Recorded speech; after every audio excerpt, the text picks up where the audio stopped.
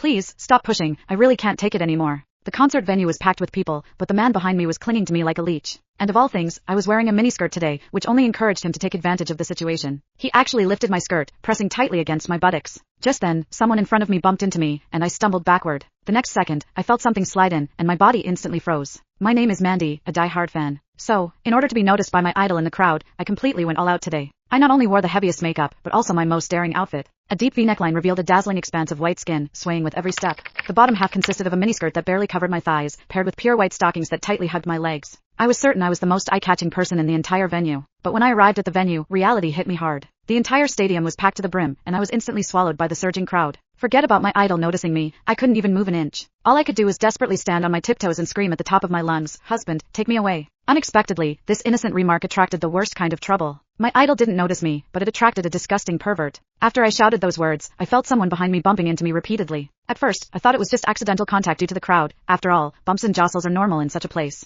But the feeling became clearer and clearer. A hard object was repeatedly pressing against my buttocks, making me extremely uncomfortable. It was only then that I realized what had happened. I thought I had accidentally bumped into his hand, which he had placed behind him, so I quickly turned around, ready to politely apologize. I instinctively apologized, but he paused for a moment, then unexpectedly flashed a meaningful, mischievous smile. "It's all right, I'm happy to oblige." When I turned back around, pretending nothing had happened, I didn't expect him to become even more brazen, pressing himself against me. The force was more deliberate than before, so I had to force all my attention onto the idol, desperately trying to ignore the strange feeling behind me. But the man became increasingly bolder. The next second, he actually lifted my skirt and pressed himself tightly against me. Unfortunately, I was only wearing a thin strap dress that day, so my entire buttocks were completely exposed. I could clearly feel something directly touching my skin. I instinctively thought it was his finger, but then I realized something was wrong. I discovered that the warm, firm touch couldn't possibly be a finger. Instantly, my mind went blank. I had lived 20 years, and this was the first time a man had treated me like this. A wave of immense fear overwhelmed me, and every cell in my body screamed to escape. But the crowd was so dense, there wasn't a single gap. I was like a deer caught in the headlights, unable to move. I instinctively tensed my entire body, trying to resist the fear with my rigid posture. The moment my buttock muscles tightened, I inadvertently clamped down on that so-called finger, and a strange tingling sensation instantly spread through me, making my face flush. What confused me even more was that I didn't reject this feeling. In fact, deep down, a hidden sense of anticipation arose. The man behind me obviously took this as tacit consent, so he became even more audacious, repeating the action several times until the foreign sensation could no longer be ignored. I'm a sheltered college student, always following the rules, but today, at a crowded concert, I was manipulated by a complete stranger. Instantly, an indescribable feeling of humiliation surged through me. I wanted to cry out, but my throat felt like it was being squeezed by an invisible hand. I couldn't make a sound. Even worse, the force behind me pressed the thin strap tightly against my body, and a strange, sharp pain spread through my limbs, lingering stubbornly. The next second, I involuntarily let out a soft moan. The immense shame made me want to disappear on the spot, so I bit my lip hard, desperately suppressing the sound that threatened to escape, my throat aching. The deafening music and the frantic screams around me became his perfect cover.